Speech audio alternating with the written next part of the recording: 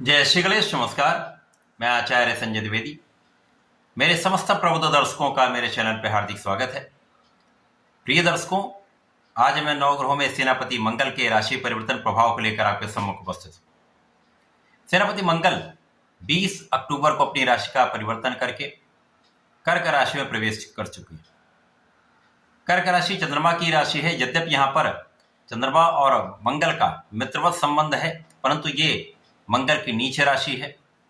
अब नीच राशि में प्रवेश के कारण निश्चित रूप से यहाँ पर कुछ समस्याएं आ सकती हैं, क्योंकि ज्योतिष विज्ञान में ऐसा कहा गया है, जब भी कोई ग्रह अपनी नीच राशि में होता है तो उसके प्रभाव में निर्बलता आ जाती है, उसका सामर्थ्य, उसका बल, उसकी क्षमता में न्यूनता आ जाती है। तो ग्रह का सकारात्मक प्रभाव कम होकर नकारात्मक प्रभाव बढ़ जाता है। प्रत्येक ग्रह का कुछ अच्छे गुण हैं, कुछ नकारात्मक प्रभाव भी है।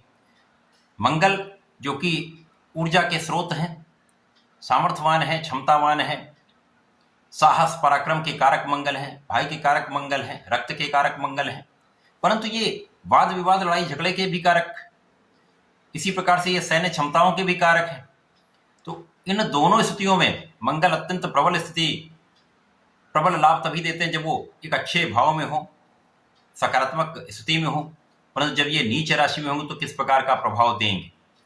तो निश्चित रूप से जो नकारात्मक प्रभाव इनका है, लड़ाई झगड़े, वाद विवाद, क्रोध का, ये समस्याएं भी उत्पन्न होने वाली हैं। परंतु ये अलग अलग राशियों के लिए अलग अलग भाव में बनेगा, अलग अलग स्थानों पर बनेगा, उसी के अनुसार ही परिणाम की प्राप्ति हो। आज मैं सिंह राशि के लिए सेनापति मंगल के इस राशि परिवर्तन का किस प्रकार का प्रभाव प्राप्त होने वाला है, किन भावों की वृद्धि हो सकती है अथवा कहीं पर कोई समस्या आने वाली है या आ सकती है, उसका क्या निवारण है, संपूर्ण विश्लेषण मैं पूर्ण तर्क के साथ करने जा रहा हूं। प्रिय दर्शकों, इस राशिफल को आप अपने लग्न तथा राशि दोनों के अनुसार देख सकते हैं, क्योंकि मंगल का ये राशि परिवर्तन एक लंबी अवधि के लिए होने वाला है। 20 अक्टूबर को ये गोचर काल आरंभ होगा तथा ये गोचर काल 21 जनवरी 2025 तक चलने वाला है। सामान्यतः मंगल का जो गोचर काल होता है वो 40-45 दिनों का होता है, परंतु इस बार मंगल कर्क राशि में होकर वक्री होंगे, पुनः एक राशि पीछे जाएंगे, फिर कर्क राशि में आकर इनका अगले राशि की ओर गमन होगा। तो इस प्रकार से ये एक लंबी अवधि का परिवर्तन है। अब ये नीच राशि में होंगे तो निश्चित रूप से कुछ समस्याएं भी आएंगी। यद्यपि चंद्रमा की राशि है और चंद्रमा का प्रत्येक 2.5 दिन में परिवर्तन हो जाता है, अर्थात चंद्रमा एक माह में लगभग 12 से 15 दिन केंद्र के भाव में होंगे। जब ये केंद्र के भाव में होंगे तो मंगल का नीचत्व भंग हो जाएगा। जब किसी ग्रह का नीच भंग हो जाता है तो ये एक राजयोग बन जाता है। एक राजयोग के प्रकार से ही आपको विशेष लाभ देता है। उसका नीचत्व समाप्त हो जाएगा तो नेगेटिविटी समाप्त हो जाएगी, पॉजिटिविटी आपको प्राप्त होगी। अब सिंह राशि राजा की राशि है, सूर्यदेव की राशि है, सूर्य और मंगल का अतिमित्र का संबंध है, तथा यहां पर मंगल जो सिंह राशि के लिए आपके भाग्य तथा सुख के स्वामी, भाग्येश सुखेश का गोचर आपके द्वादश भाव में चल रहा है। कुंडली का द्वादश भाव एक त्रिक भाव है, जहां पर समस्त ग्रहों का प्रभाव निर्बल होता है। अब मंगल जब द्वादश भाव में होंगे तो यहां पर तात्कालिक रूप से मांगलिक दोष भी उत्पन्न होगा तथा मंगल का प्रभाव भी यहां पर निर्बल होगा। अब मंगल भाग्य तथा सुख के स्वामी होकर 12वें भाव में निर्बल होंगे तथा यहां पर नीच राशि में होंगे, तो यहां पर कुछ अच्छे परिणाम भी मिलने वाले हैं, कुछ समस्याएं भी होंगी।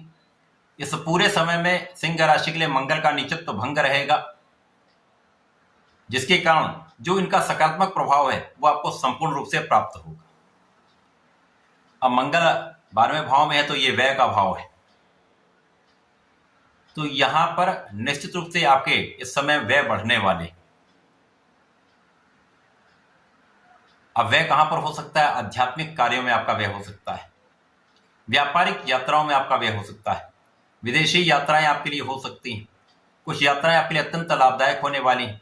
अनावश्यक यात्राओं से बचना चाहिए, अनावश्यक व्यय से आपको पूर्ण रूप से बचना चाहिए।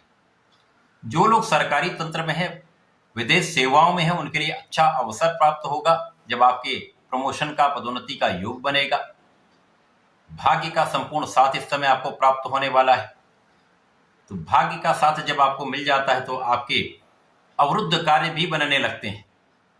जो विलंबित कार्य हैं वो उनमें भी प्रगति आ जाती है। जिस कार्य के लिए आप सोचते भी नहीं ये कार्य मेरा बनेगा, उन कार्यों में भी प्रगति हो जाती है। धर्म के मार्ग पर यदि आप चलते हैं, धर्माचरण करते हैं, तो समस्याएं कम से कम होने वाली। इसी प्रकार से इस समय में लोगों का संपूर्ण सहयोग आपको प्राप्त होने वाला है, क्योंकि ये सूर्यदेव की राशि है जो शासन सत्ता की राशि है। शासन प्रशासन का गुण ऐसे व्यक्तियों में होता है। इस समय लोगों का संपूर्ण सहयोग प्राप्त होगा। आपकी क्षमता के कारण, आपके बल के कारण, आपकी योग्यता के कारण, आपकी कार्य कुशलता के कारण आप अपने क्षेत्र में एक अच्छा लाभ लेने जा रहे हैं।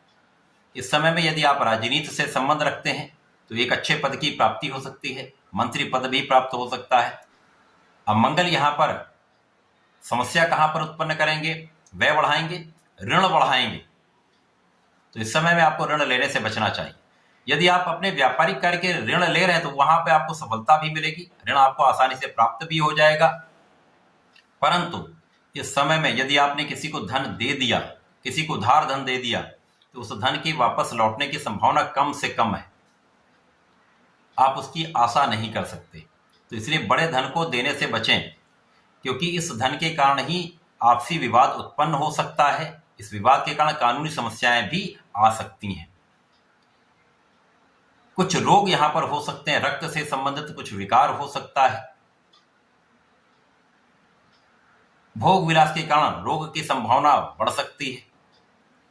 तो इन पर आपको पूर्ण रूप से नियंत्रण रखना होगा। यहां पर आपको वाणी बहुत संयमित रखनी होगी, क्योंकि सिंह राशि है, वैसे भी इनमें अहंकार एक ईगो होता है। और मंगल का प्रभाव 12वें भाव में होकर निश्चित रूप से विवादकारी ये योग बनाते हैं। तो यहाँ पर वाणी के कारण विशेष रूप से विवाद हो सकता है।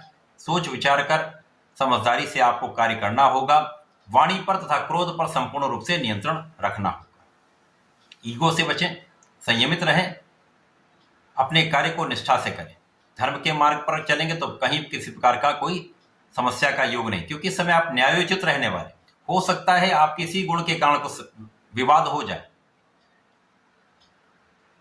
लोगों से सामंजस्य न बन पाए, परंतु इस समय में आपको अपने को संयमित रखना है। किसी भी प्रकार के वाद विवाद समस्या से दूर रहना ही आपके लिए हितकर। माता पिता का सहयोग, माता पिता का आशीर्वाद आपको प्राप्त होगा। माता पिता के सुखों में भी वृद्धि होगी। इस समय उच्च शिक्षा का भाव प्रबल होगा। उच्च शिक्षा में आपको प्रगति का अवसर मिलेगा। यदि विदेश जाकर आप उच्च शिक्षा लेना चाह रहे हैं, निश्चित रूप से आपके लिए ऐसा योग बन रहा है। तो एक अच्छा परिवर्तन है। कुछ समस्याएं भी रहेंगी, क्योंकि नीच राशि का प्रभाव भी अवश्य मिलेगा। जो साइड इफेक्ट है वो तो मिलता ही है। कोई अच्छी से अच्छी दवा है, लेकिन उसका कहीं ना कहीं कुछ साइड इफेक्ट भी होता है। इसी प्रकार से मंगल जो अत्यंत प्रबल ग्रह हैं, एक अच्छी अवस्था में होते हैं तो इनका प्रभाव भी क्रोध देता है। अब ये नीच राशि में होंगे तो कुछ नेगेटिविटी अवश्य प्राप्त होती है। यद्यपि यहाँ पर नीच भंग है तो बहुत कुछ समस्याएं यहाँ पर कम रहने वाली हैं। केवल आपको अपने पर नियंत्रण रखना है, अपने को संयमित रखना है, अपने वाणी पर नियंत्रण रखना है। इस समय भाई का पूर्ण सहयोग करें, भाई से पूर्ण सहयोग आपको प्राप्त होगा।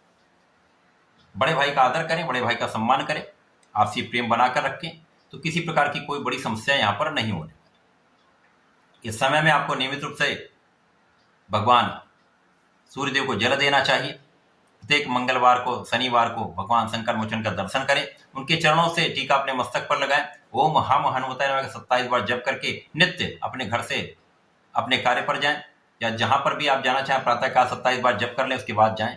आपके कार्य सफल होंगे, समस्याएं कम होंगी, विरोधाभासी चीजें कम हो जाएंगी, संकट कम हो जाएंगे, समस्याओं से आप बच जाएं।